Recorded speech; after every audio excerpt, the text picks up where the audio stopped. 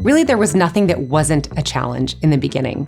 We thought we could just go for it and people would want it. It was a big risk, but it paid off.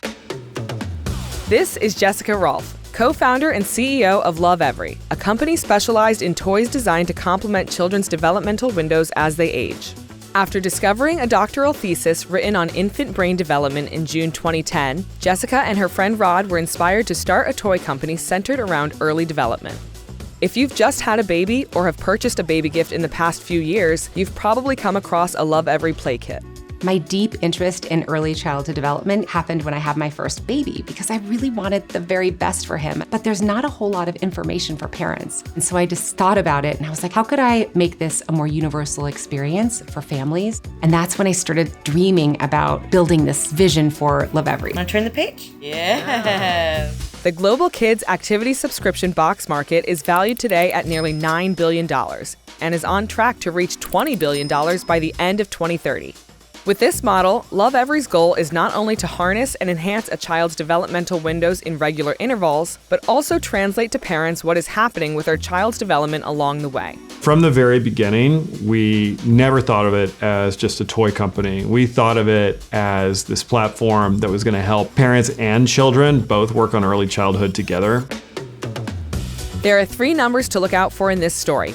$2 million, the seed funding raised from friends, family, and investors. $226 million, Lovevery's revenue for 2023. And over 350,000, the number of Lovevery active subscribers today. Here's how 2 friends reimagined children's toys and revolutionized playtime. This is Founder Effect.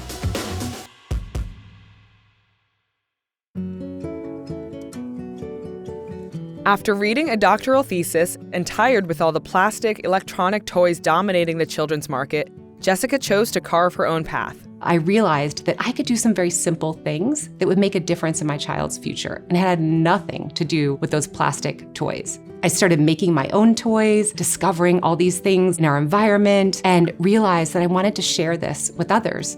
No stranger to starting companies, Jessica had previously co-founded organic baby food brand Happy Family in 2005 and the nonprofit Climate Collaborative in 2017. After Happy Family was sold, Jessica reached out to her friend Rod in June 2014 about starting a new company. Rod and I have known each other for over 20 years. He is my best friend's husband. I was already interested in early childhood just because I was really interested in being a good dad and being involved in my kids' lives.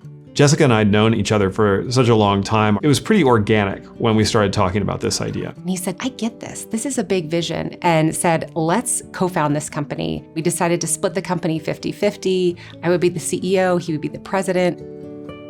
From there, Lovevery really became real. Jessica and Rod founded Lovevery in March 2015. For seed funding, they raised $2 million from friends, family, and early investors. We found that we needed to raise $2 million in financing, and they came from Happy Family. Some came from our new network. We were going out to people who we knew largely. They were writing checks of $25,000, $50,000 primarily. And it was really more of a personal sell, and it was on an idea. And that was basically to fund us getting to market.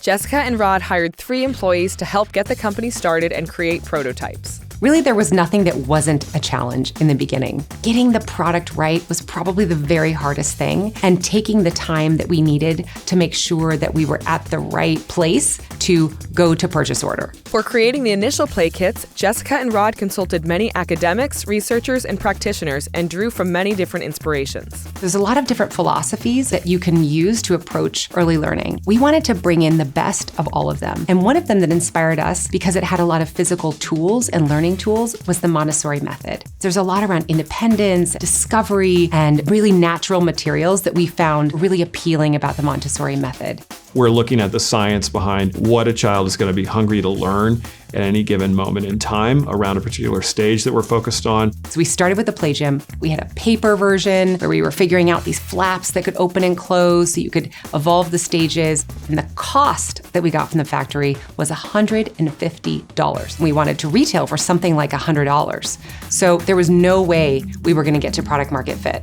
We continued to iterate, we continued to evolve the product, and we got to a better manufacturer and got to a cost that made sense. In November 2017, after 17 months in development, Lovevery officially launched its first product, the Play Gym, retailing for $140. That was triple the price of the most expensive play gym on the market at the time. With all of this value, we thought we could just go for it, and we thought people would want it. It was a big risk, but it paid off. It was one product, we had to get it right. In July 2018, 9 months after launching the Play Gym, Lovevery started its direct-to-consumer early learning program. A stage-based subscription service, this included 6 play kits costing $80 each and delivery every 2 months for the first year of the child's life. And we really had one key question. Are families willing to invest a little bit more time and a little bit more intention into these early years? And what we found is that everyone wanted the very best for their families. And so we discovered this universal truth, and we felt like we were really onto something. The first day that we launched the Play Kits, we got 112 customers. It was so amazing. I remember seeing those customers coming through. I wanted to know more about their families. It was just such an exciting day. By the end of 2018, Lovevery brought in nearly $7 million in annual revenue. In May 2019, Lovevery extended its early learning program by a year and launched 4 additional play kits to include 1-year-olds as well. These were priced at $120 each and delivered every 3 months.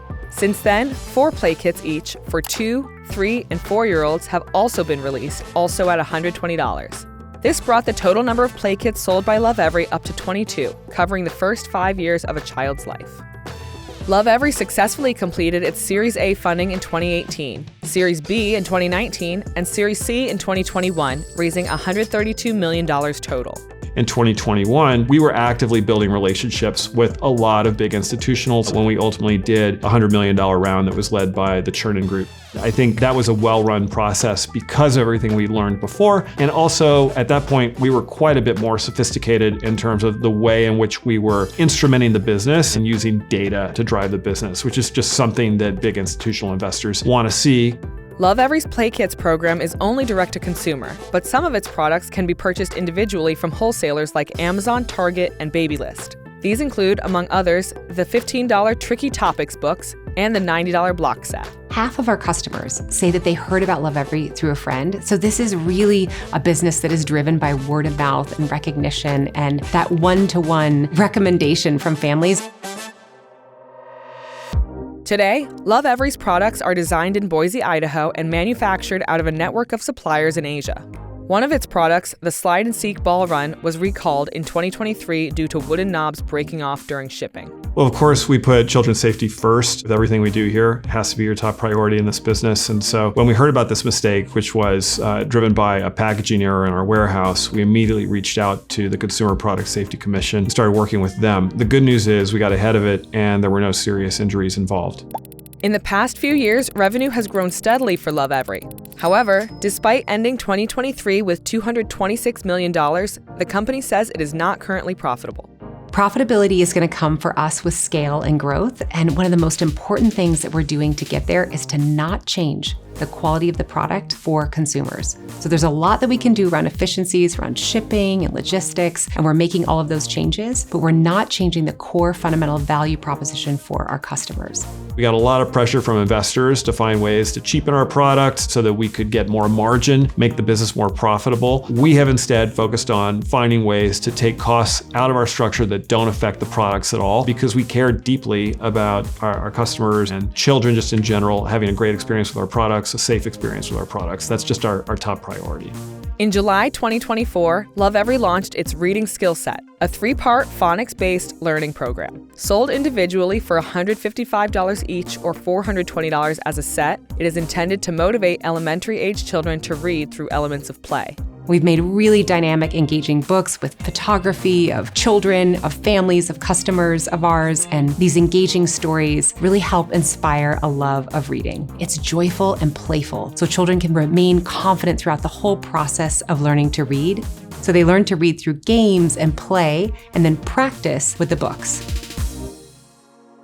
Looking ahead, Lovevery is considering integrating technology into their products beyond their current mobile app for parents. If you look at children deep into elementary school, they're using screens for learning all the time. Will we never ever have anything screen-based for Lovevery customers down the line? I think it remains a question to be answered, but for now, we're mostly focused on using tech to help parents more than kids.